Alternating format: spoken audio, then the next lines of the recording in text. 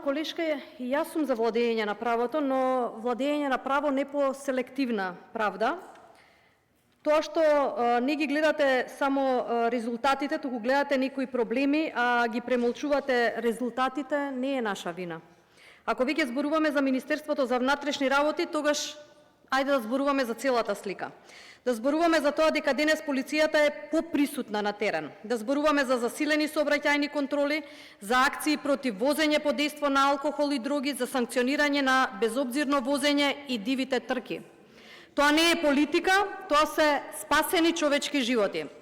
Да зборуваме за борбата против семејното насилство, за побрза реакција на полицијата, за поголема заштита на жените и жртвите на насилството, за институционалната координација и јасната порака дека насилството нема повеќе да се толерира. Тоа е вистинско владење на правото, кога државата застанува зад жртвата, а не зад насилникот. Да зборуваме и за засилената борба против организираниот криминал, трговијата со дрога, криумчарење мигранти, нелегално оружје и криминалните групи. Да зборуваме за професионализација на полицијата и за враќање на довербата во институциите. Но за тоа молчите. Зошто? Затоа што фактите реално не ви одговараат. Вие денес не расправате за резултатите. Вие расправате за политички конструкции. Сакате да создадете впечаток дека ништо не се работи, иако јавноста гледа дека се работи секојдневно.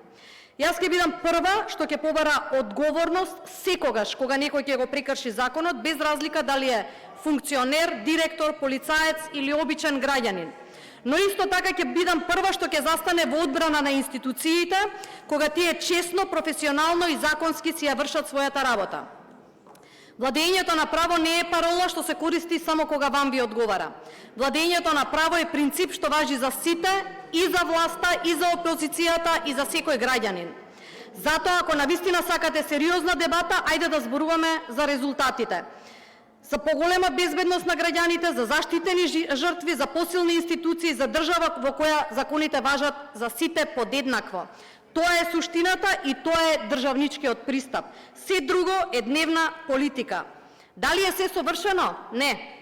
Но дали се работи повеќе отколку претходно? Да. Дали има политичка волја да нема недопирливи? Да. Дали се преземаат конкретни активности за поголема безбедност? Да. Ете, ова се факти. И затоа, ова што вие денеска го правите е само еден политички театар и обид за собирање на дневни политички поени, за жал. Благодарам.